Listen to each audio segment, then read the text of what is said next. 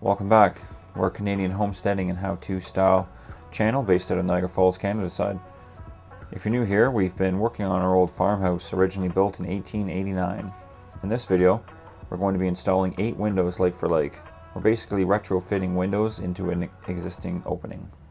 To be honest, this video is more like a vlog style than a how-to style video. If you stick around till the end, I do end up explaining the procedure we use to get the windows in, square them up, and seal them. Consider subscribing if you're interested in following the transformation of this old farmhouse into our dream homestead. Enjoy.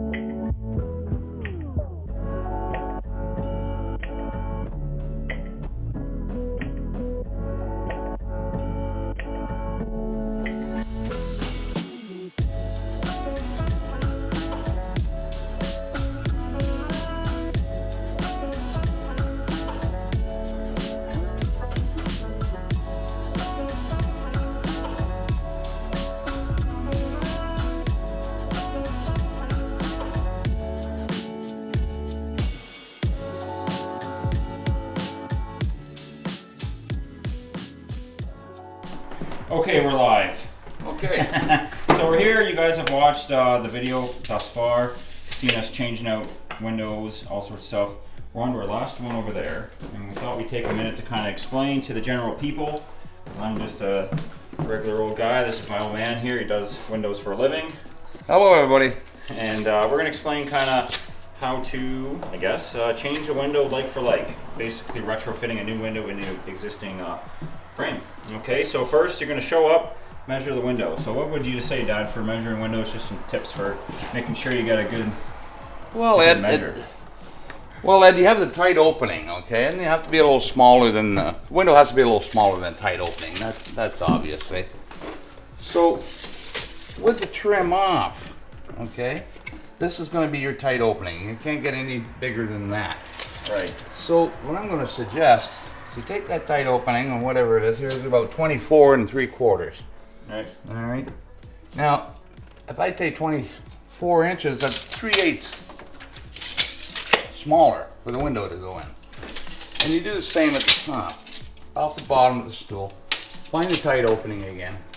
Okay, and then deduct at least 3/8. So we want 3/8 of wiggle room from top to At bottom. least, Left to I right. would go. Sometimes I would go half if things don't look square, Right. and take a ½ inch off of the tight opening, and that's the kicker right there. Okay. And then you know it's going to fit in the hole. This one was a little tight, and every hole's a little different. The one at the end is actually a little wider. Yeah. It gives us more wiggle room. Yeah, this one gave us a lot of troubles. It was super tight. We ended up taking the fine tool and the multi-tool, and we kept grinding down. We took the orbital sander and just kind of shaved the whole inside of the frame because it was just tight. Like from what I'm seeing, being a very, very beginner, is like you obviously don't want it this tight. You I want would it give more kind of, room. yeah. You give a bit of in between, and then you can see what we've been doing. I'll show you some close-ups of outside. These ones weren't as bad, but the general idea is that you're going to get enough room where you can get some shims in. level it. And the foam too. Yeah, foam for the insulation. The tops are typically for us. It looks like the top is where the biggest gap is, and then we fill that up with foam. So, I mean, it's a lot of bashing and wrecking and wiggling, and then yeah. Let me jump out here and I'll show you outside. What we've done here too, like we had to build up the bottoms here with 1/2-inch plywood, so that we could raise it up, so that we could have that kind of perfect gap between the bottom and the top, because we didn't want to lay it here and then have like 2 inches at the top and then have to deal with that, right? So that's what we've been kind of working on here. I'm just gonna wiggle her in. Yeah, hang on for a minute, Liddy. Here, let me give you the camera here. How about we put it in the right way? Oh, we're in backwards. Yeah. Oh yeah, let's not do that. Okay, I'm shutting her down and we'll show you when it's installed. Okay, so we stuck this last window in, and it looks like this this is probably the most best one yet, eh? Yeah. We got it shimmed up perfect. So Dad put a couple shims in the bottom there. You can see what kind of gap we're dealing with, right? Not too bad. So I would say these windows, these three were probably measured the best because they're like damn near perfect for the old opening. And then I'll go on the ladder over there on the other side, south side, and I'll show you how much smaller the windows were. And then we were dealing with huge trim issues, big giant gaps we were trying to fill. So the measuring is big and tricky, obviously. So getting them went rather well. Yeah, this one went really good. So now what we're going to do is we're shimming the bottoms, we're shimming the tops. We sometimes, if it's really big, we get the shims on the sides. You'll see on the south side again. We shim it all around.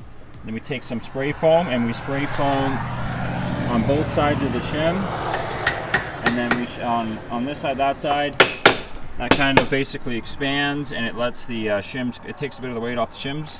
That spray foam is pretty powerful stuff. Yeah, you don't want to use too much of that. Yeah, and then what we did is once it's set up, we spray the whole thing and we get a good airtight seal.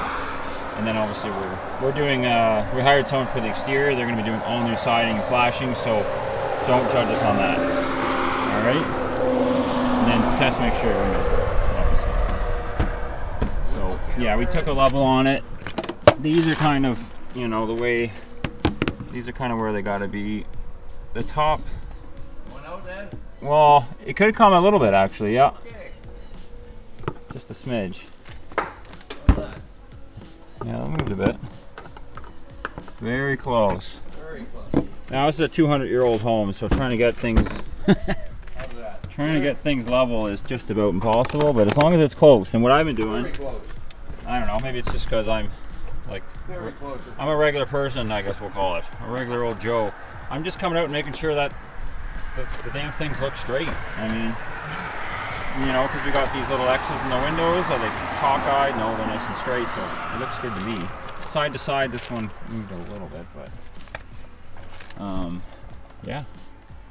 So far, so good. I'll show you the south side now, and I'll show you. This was way more tricky. All right, guys. So we're back out here, and these are the original windows that we worked on. What we were finding is these ones were extremely small. The windows were actually so small for the openings that we ended up having to rip 1/2-inch plywood. You can see this one here, we had major damage. Ants and moisture from this window was leaking for years and years and years. Rotted out a couple 2x4s, so we rebuilt that. It's looking pretty good. This stuff's actually in good shape, despite kind of, well, I don't know if it's original, but it's pretty old. Like, it's like 1 foot or 14 inches wide pieces of plywood. This is about an inch and a quarter exterior. And it's all nailed together hardcore, so you know, it is actually pretty solid wood. They did it right back in the day. So we used 2 1/2-inch pieces there, just built it up. It's nice and flush for the siding guy. Just covered it for a month for him. But when it came to the windows, though, we did have to rip these 1/2-inch pieces of wood. You know, what you could do is, I don't recommend it, is shimming it. You know, you're going to need to shim it. Shim here, there and there, there and there, there and there. You know, you get your shims all around, you get your level out. Make sure I don't have level with me right now, but you know, you're gonna make sure your level is good this way, so your window is straight up and down. and get your level this way. Make sure your window's straight, and yeah, make sure you got a nice straight window. You're going to pound in your shims till you achieve what you want, and then you're going to spray foam. But you don't want to shim it, like, you don't want to have to be spray foaming, you know, 1.5 inches or 2 inches worth of foam. Like, that's craziness. So what we ended up doing is ripping these plywood. We would actually build the window out more, the frame, like the opening. We'd build it out on both sides or just one side, depending on where you want to get it right dead nut center. Same with the bottom here. There's 2 more pieces of plywood below to build it up so that our top distance and bottom distance are the same. And then when we shim it, it's not 14 shims per, making it look ridiculous. And because though we had such gaps, our flashing, she took a bit of a shit cooking. But like I said, we are getting all new siding. Our flashing is going to be all changed out. So we're just trying to achieve a watertight finish. So I think I got it pretty much. I was going to go ahead and just tarp it, but it looks like I've got so much damn spray foam. I don't think water's getting in. I think we're good there. The only thing left is to square it off for the siding guy. Like, I got to get up on the ladder and just cut the, I've got serious amount of spray foam to deal with. Alright, thanks for watching, guys. The next video is going to be demo day. We're clearing out the kitchen and the bathroom. Should be interesting. We'll see you then. Take care.